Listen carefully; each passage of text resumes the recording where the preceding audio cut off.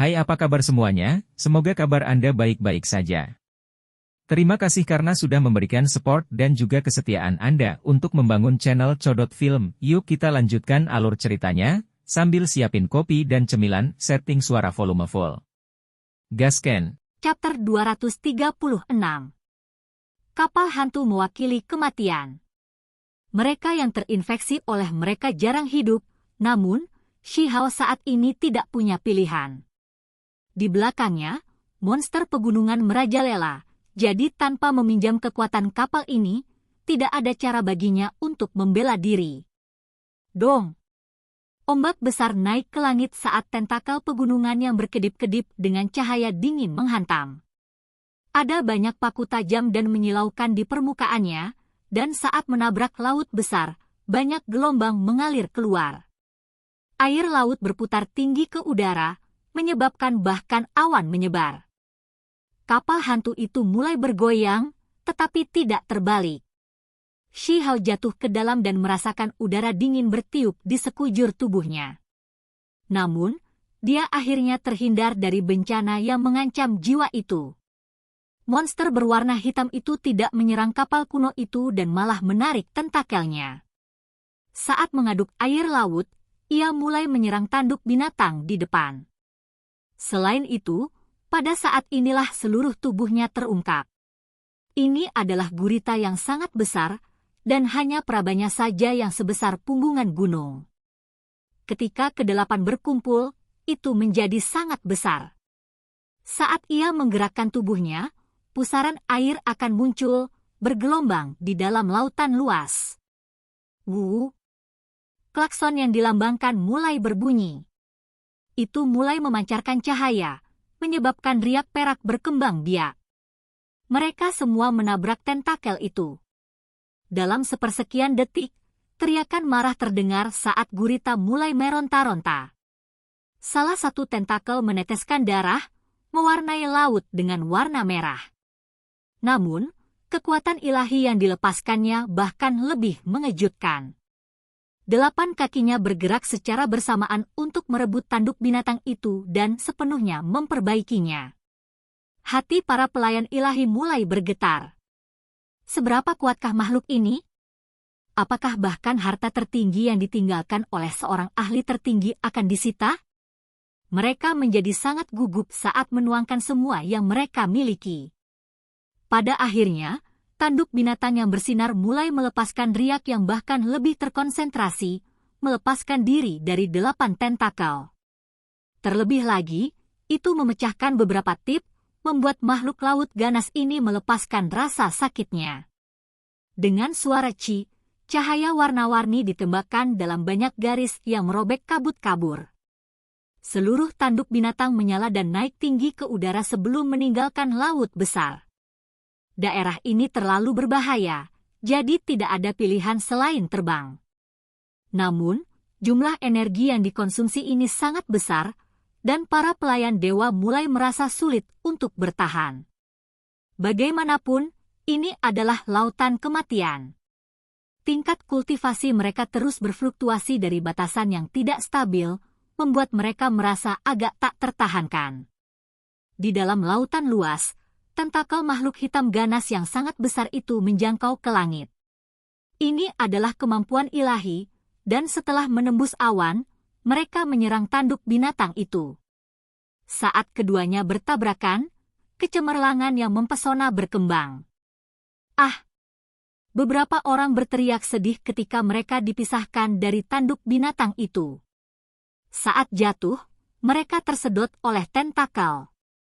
Dalam sekejap mata, tubuh mereka hancur berantakan. Pada akhirnya, bahkan tulang mereka pun tidak terselamatkan, semuanya dicerna. Jenis adegan ini terlalu mengerikan. Saat tulang binatang itu terlempar tinggi ke udara, sekitar 10 orang menghilang dari permukaannya. Orang-orang yang tersisa panik karena mereka saling merasa takut. Akhirnya, mereka bisa terbang cukup tinggi ke titik di mana makhluk laut yang ganas itu menyerah. Itu menenggelamkan dirinya ke dalam air dan tidak bisa lagi terlihat. Tanpa mengetahui berapa lama waktu berlalu, Orang-orang di atas tanduk binatang itu akhirnya tersentak kembali ke dunia nyata. Kali ini, perjalanan mereka ke laut berjalan sangat buruk. Segala jenis bencana menimpa mereka, membuat semua orang merasa layu baik mental maupun fisik. Kami akhirnya menghindari malapetaka ini, tetapi yang memiliki 10 lorong surgawi naik ke kapal hantu. Apa yang kita lakukan? Seorang pelayan ilahi berbicara dengan ekspresi jelek. Pada titik krusial, Shihao sebenarnya ditinggalkan oleh mereka. Dia tidak memiliki perlindungan pada saat kritis seperti itu, dan akibatnya hanya bisa jatuh ke laut. Apalagi yang bisa kita lakukan? Setelah terkena kapal hantu, menjadi sangat sulit untuk bertahan hidup. Mari kita menyerah. Seorang penatua berbicara. Ekspresi semua orang jelek. Apakah mereka akan mengakhiri perjalanan mereka ke laut tanpa hasil? Mereka bahkan tidak pernah mencapai tujuan mereka, namun mereka telah kehilangan kualifikasi untuk masuk. Dia masih hidup. Gadis berpakaian ungu berdiri di punggung tanduk binatang itu, pakaian dan rambutnya berkibar di belakang tubuh dunia lain. Pupil matanya yang cemerlang melepaskan cahaya ilahi yang menembus kabut, memungkinkannya untuk melihat apa yang terjadi di dalam lautan. Kami tidak bisa turun. Makhluk ganas itu mungkin masih tersembunyi di dalam air. Apalagi dia sudah menginjak kapal hantu, jadi cepat atau lambat dia akan mati. Pemuda berambut hijau menghentikannya, tatapannya sedingin es. Dia belum mati dan sedang melambai kepada kita sekarang. Kita harus menyelamatkannya, atau bagaimana kita akan memasuki sarang Kunpeng? Gadis berpakaian ungu itu membalas. Mari kita lihat. Orang lain semua tercengang. Pemuda itu sebenarnya tidak langsung mati. Dia benar-benar agak tangguh. Tanduk binatang turun sedikit, dan semua orang melihat dengan hati-hati melalui kabut untuk melihat pemandangan laut. Daerah itu menjadi tenang, dan sebuah perahu tua tergeletak berantakan. Seorang pemuda lajang saat ini melambai ke arah langit di atasnya. Dia benar-benar hidup, hanya saja, sepertinya ada masalah. Ada garis-garis cahaya berwarna hitam di sekelilingnya, membuatnya tidak bisa melepaskan diri. Shihao benar-benar mengalami ketidaknyamanan. Cahaya hitam dilepaskan dari perahu, menjebaknya dan membuatnya sulit untuk melepaskan diri. Perahu itu luar biasa besar dan luasnya tak tertandingi. Itu seperti gunung kecil yang mengapung di laut. Tubuhnya kuno, dengan kayunya yang hampir lapuk, jelas mencerminkan perubahan besar waktu. Ada aura iblis di dalam perahu, dan saat bergemuruh, seolah-olah iblis kuno sedang sadar kembali. Suara napas berat bisa terdengar saat mencoba menjarah esensi darah tubuhnya. Tidak ada cara baginya untuk hidup. Dia sudah menjadi makanan kapal hantu. Dia pasti akan mati, jadi tidak ada alasan untuk menempatkan diri kita dalam bahaya tanpa tujuan. Kata pemuda berambut hijau. Sepertinya situasinya sudah tidak ada harapan. Itu akan menjadi masalah besar jika kita terinfeksi oleh kapal hantu juga. Mari kita menyerah. Seorang tetua menghela nafas sebelum berkata. Tapi dia masih hidup. Yin Sui bergumam pelan. Matanya yang besar melirik, melihat ke arah itu. Apa yang bisa kita lakukan? Bagaimana kita bisa menyelamatkannya? Gadis berpakaian ungu itu bertanya. Meskipun dia selalu marah setiap kali dia melihat Shihao, dia baru saja menyelamatkannya. Kalau tidak, serangan binatang buas itu pasti akan mendarat di tubuhnya. Tidak ada jalan. Para pelayan ilahi semua menggelengkan kepala, karena hal-hal ini benar-benar merepotkan setelah diprovokasi. Mereka telah hanyut dalam lautan iblis ini sejak zaman kuno hingga sekarang tanpa pembusukan, membuktikan betapa mengerikannya mereka. Karena dia akan mati, mari kita lihat perjuangan terakhirnya. King Yun berbicara. Seluruh tubuhnya menyala. Rambut hijaunya terbang di belakangnya saat dia melihat dengan tatapan tajam. Suara Qi terdengar, dan seberkas cahaya ilahi terbang keluar, itu adalah sepotong tulang binatang.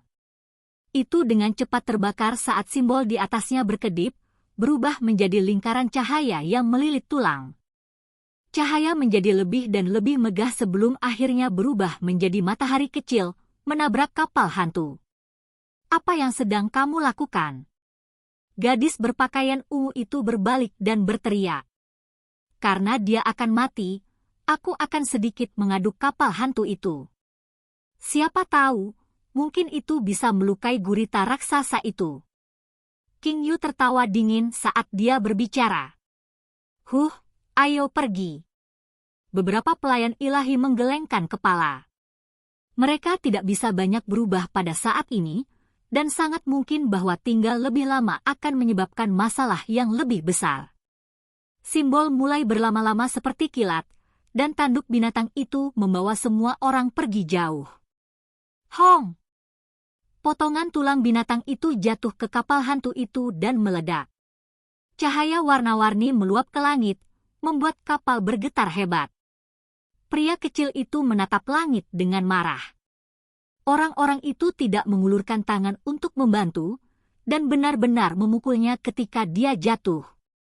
Dia saat ini menghadapi situasi yang sangat merepotkan. Cahaya hitam di dalam perahu mulai menyala dengan keganasan yang lebih besar, seolah-olah akan melahap dan memurnikannya sepenuhnya. Darah terus menetes dari tubuhnya saat energi esensi terkuras dari tubuhnya. Ini adalah gelombang niat membunuh yang meluap-luap di surga yang membuatnya merasa seolah-olah dia telah mencapai tanah orang mati. Jenis rasa dingin ini benar-benar menakutkan. Benar saja, gurita itu belum meninggalkan perairan yang luas itu. Itu juga mulai merasakan fluktuasi ini, jadi segera mulai berlari menjauh seolah-olah mencoba melarikan diri dari makhluk beracun. Gelombang besar membubung ke langit. Bahkan makhluk-makhluk ganas yang sangat besar pun tidak mau mengacaukan kapal hantu itu, membuktikan betapa menakutkannya kapal itu. Zizi. Bola berbulu terbangun, dan semua bulu emas di tubuhnya berdiri tegak saat melompat tanpa henti di bahu Shihao. Itu juga telah terperangkap oleh cahaya hitam itu, dan akan dimakan. Selama beberapa hari terakhir, sepertinya kecanduan tidur. Itu akan tidur sepanjang hari tanpa bangun. Situasinya sangat buruk. Setelah ditangkap, tubuh Shihao dan Harry Ball dirantai oleh cahaya hitam. Mereka tidak bisa menggerakkan anggota tubuh mereka, sehingga sulit untuk melarikan diri.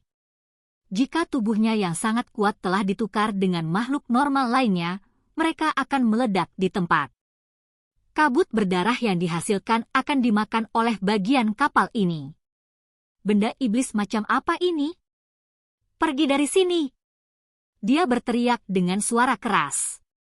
Dengan suara yang mirip dengan nafas, semua cahaya hitam di kapal mulai beresonansi dan membakar lebih besar saat mereka memurnikannya dan Harry Ball. Pecah!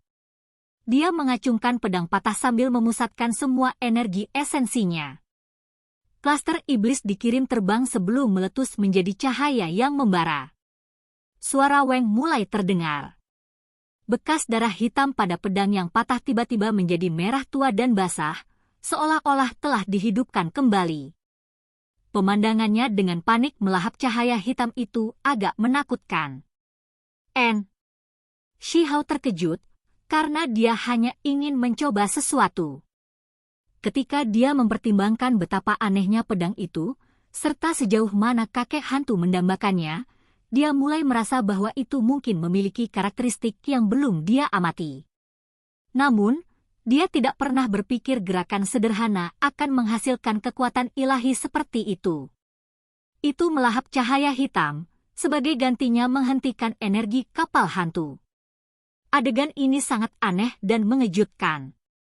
Semua cahaya hitam yang meluap dari surga, aura dingin, dan awan iblis yang mematikan diserap. Pedang yang patah itu seperti matahari hitam, menyihir dan mencengangkan. Shihao dengan cepat memulihkan kebebasannya, dan Harry Ball berhenti memekik juga, melihat semuanya dengan linglung. Setelah pedang yang patah dibangkitkan, dia tidak lagi membutuhkannya untuk mengendalikannya. Itu secara otomatis menelan semua kekuatan misterius kapal hantu seolah-olah menemukan tonik yang paling efektif. Keduanya tampaknya memiliki asal yang sama. Seluruh wilayah laut ini dibanjiri oleh pancaran kekuatan iblis ini. Cahaya hitam berputar-putar seperti kilat berwarna hitam untuk menghalangi langit. Akibatnya, bahkan laut mulai bergetar. Kapal hantu terus-menerus mengalami transformasi. Bingkai perahu kuno berubah menjadi hujan cahaya karena terus meleleh. Semua hujan berwarna hitam jatuh di atas pedang yang patah, membuatnya terlihat lebih menakutkan. Kayu busuk berubah menjadi cahaya, dan ukuran kapal menyusut karena terus berubah. Shihao dan Harry Ball sama-sama tercengang. Perahu ini, pada akhirnya menjadi hanya 3 meter panjangnya.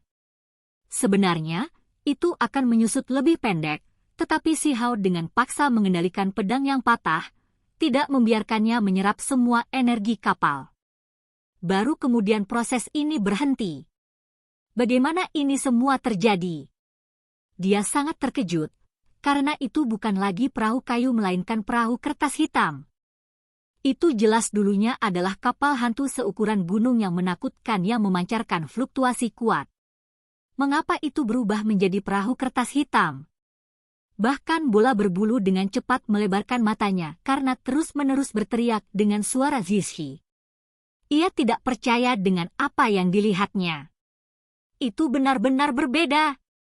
Itu tidak dibangun sama sekali, dan jelas merupakan perahu kertas yang dilipat oleh seseorang. Ini benar-benar menakjubkan. Tiba-tiba, Shihao melihat sebaris teks di atas piring kertas, "Saya satu-satunya yang tersisa." Dia bisa merasakan jenis kesedihan yang memancar dari kata-kata itu, seolah-olah dia bisa mendengar seseorang menghela nafas. Apa artinya ini? Sebuah kapal hantu yang telah melayang dari zaman kuno sampai sekarang sebenarnya memiliki sejarah seperti ini. Mungkinkah ada semacam makna tersembunyi? Dia mulai memeriksanya dengan hati-hati, dengan sungguh-sungguh berusaha menemukan hal-hal abnormal lainnya. Segera setelah itu, dia menemukan area noda darah yang luas. Ada sidik jari di mana-mana, dan itu sampai pada titik di mana jejak lingkaran dan lingkaran jari masih ada. Shihao menjadi tercengang. Segera setelah itu, dia merasakan gelombang ketakutan. Seluruh tubuhnya menjadi dingin dan dia mulai gemetar. Pelat kertas bisa menyusut lebih jauh, sehingga badan aslinya bisa menjadi lebih kecil. Sementara itu, noda darah dan sidik jari ini seharusnya tidak terlalu besar. Saat dia melihat mereka dengan hati-hati, ini seharusnya ditinggalkan oleh tangan ramping seperti batu giok seorang wanita. Apakah ini seharusnya seperti pesan dalam botol? Sebuah adegan muncul di benaknya. Seorang wanita sedang membuat perahu kertas satu demi satu, melepaskannya setelah dia selesai. Namun, perahu-perahu ini tidak pernah hancur, mengambang sejak zaman kuno hingga sekarang menjadi kapal hantu. Seberapa kuat sebenarnya wanita ini? Ini terlalu menakutkan. Pesan yang dia tinggalkan sangat mengejutkan, hanya saya yang tersisa. Apa ada maksud tersembunyi di balik kata-kata itu? Apakah ini pengingat untuk seluruh dunia, atau apakah itu permintaan bantuan? Apakah ini tempat dia melepaskan perahu kertas? Semakin dia memikirkannya, semakin dia merasa terganggu. Era kuno sangat menakutkan. Energi yang dilepaskan oleh perahu kertas dan kekuatan yang terkandung di dalam pedang patah itu cukup mirip, hampir ke titik di mana mereka bisa berasal dari sumber yang sama. Saat Shihao memeriksanya dengan cermat, dia memperhatikan bahwa tidak ada simbol khusus di atas kapal. Kalimat dan sidik jari yang halus itu saja membuat kapal itu mendapatkan kecerdasan. Sangat kuat dan menakutkan. Dengan hanya beberapa karakter berlumuran darah, itu benar-benar memulai kapal hantu yang sangat mengerikan. Seberapa kuat kemampuan menyelam ini? metodenya pasti sangat kuat. Selain itu, niat asli pencipta mereka bahkan bukan untuk membuat kapal hantu, melainkan untuk melipat perahu kertas agar terapung dengan arus. Hanya saja, mereka tidak terlihat oleh orang yang tepat, jadi mereka akhirnya berubah menjadi kapal iblis. Ketika semuanya menjadi damai kembali, bola berbulu sekali lagi tertidur. Hal-hal ini mulai berputar-putar sedikit di dalam pikiran Shi Hao, tetapi dia memutuskan untuk tidak terlalu memikirkannya pada akhirnya. Berdiri dengan bodoh di dalam laut terlarang yang luas seperti ini tidaklah baik, mereka harus terus bergerak. Kalian semua mengundang saya untuk membuka jalan menuju sarang Kunpeng, namun Anda bahkan tidak melindungi saya pada saat yang paling kritis. Itu sudah hampir tidak dapat ditoleransi, namun Anda bahkan memukul saya saat saya sedang down. Kalian benar-benar sesuatu. Bocah iblis itu menjadi marah. Dia mulai melakukan perjalanan menggunakan perahu kecil. Dia tidak ingin memasuki kedalaman lautan karena dia tahu bahwa semacam perubahan telah terjadi, sehingga semua ahli luar bisa masuk. Para pelayan dewa berspekulasi bahwa sarang Kunpeng akan benar-benar ada, dan itulah alasan mengapa kekuatan pembatasan menjadi begitu aneh dan tidak stabil. Itu tidak bisa lagi sepenuhnya menekan seseorang ke alam transformasi roh. Dia tidak ingin menempatkan dirinya dalam bahaya, jadi dia akan meninggalkan lautan yang kacau ini terlebih dahulu. Yang terbaik adalah menonton jalannya acara dengan tenang dari samping untuk saat ini. Segera setelah itu, dia bertemu dengan kapal hantu lain. Kali ini, dia secara sukarela mendekat, membawa perahu kertas bersamanya saat dia melompat. Cahaya hitam berkedip, dan kejadian aneh sebelumnya terjadi lagi. Pedang patah itu menunjukkan kekuatannya lagi, melahap energi kapal hantu itu. Kali ini, dia tidak menunggu kapal menyusut terlalu kecil sebelum berhenti. Dia membutuhkan kapal hantu kosong untuk melindungi dirinya sendiri. Dengan bersembunyi di dalam, orang lain tidak akan berani mendekat. Perahu kertas hitam itu terlalu kecil, dan kekuatan ilahinya sudah berkurang. Menakut-nakuti musuh dengan itu sepertinya tidak mungkin. Sama seperti ini, dia mulai bergerak di sepanjang lautan. Selama hari-hari ini, dia melihat banyak makhluk dari semua ras berbeda yang bergerak cepat ke arah tertentu. Selain itu, semakin banyak makhluk muncul dari dalam lautan.